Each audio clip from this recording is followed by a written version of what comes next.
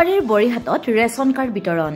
কামৰূপ জিলাৰ পলাশবাৰী ৰাজচক্ৰৰ অন্তৰ্গত বৰিহাট আমৰাংগাত দেওবাৰে ৰাষ্ট্ৰীয় খাদ্য সুৰক্ষা আইনৰ অধীনত ৰেচন কাৰ্ড বিতৰণ কৰা হয়।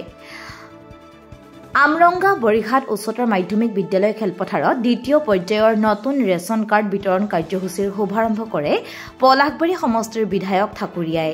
ইফালে বিধায়কগৰাকীয়ে নিজৰ ভাষণত কৈছে, মুখ্যমন্ত্ৰী ডক্টৰ হিমন্ত বিশ্ব শৰ্মাৰ আশীৰ্বাদ আছে, যাৰ বাবে পলাশবাৰী সমষ্টিবাসীয়ে অসমমালা আঁচনিৰ জৰিয়তে চান্দুবি মিৰ্জা পথকে ধৰি শুৱালকুছি পলাশবাৰী দলং লাভ কৰিবলৈ সক্ষম হৈছে।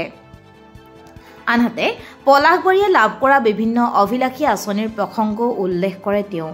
উল্লেখনীয় যে উক্ত সভাতেই লখিমপুৰত মুখ্যমন্ত্ৰী হিমন্ত বিশ্ব শৰ্মাই নতুন ৰেচন কাৰ্ড বিতৰণৰ দ্বিতীয় পৰ্যায়ৰ আনুষ্ঠানিকভাৱে শুভাৰম্ভ কৰা অনুষ্ঠানৰ পোনপটীয়া সম্প্ৰচাৰ কৰা হয়। পলাশবাৰী সমষ্টিটোৰ নতুন ৰেচন কাৰ্ড বিতৰণৰ শুভাৰম্ভণি অনুষ্ঠানটিত এডিচি প্ৰণৱ দত্ত গোস্বামী, ৰাজচক্ৰ বিষয়া মানৱজ্যোতি দাস, চিৰাজ আলী, অনুপ মেধি, আদিত্য ৰাভাৰ উপৰি বিভাগীয় বিষয়াসকল উপস্থিত আছিল। News desk report, Jebi news.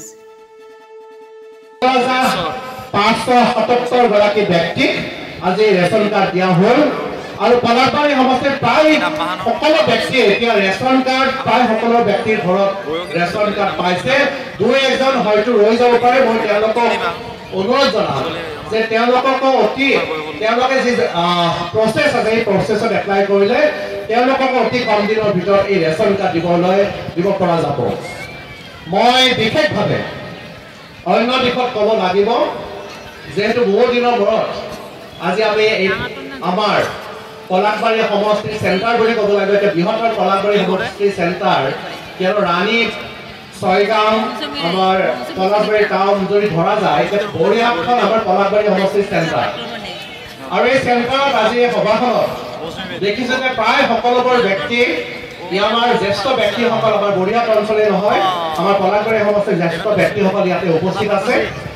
বিগত সময়ছোৱাত মাননীয় মুখ্যমন্ত্ৰী মহোদয় আজি তেওঁৰ 3.5 বছৰ কাৰ্যকালত পলাশবাৰী সমষ্টিত যথেষ্টখিনি মাননীয় মুখ্যমন্ত্ৰী মহোদয় দিছে। এটা সময়ত যেতিয়া আমাৰ ইলেকশ্যনৰ সময়ত মাননীয় মুখ্যমন্ত্ৰী মহোদয় কৈছিলে যে আমাক পলাশবাৰী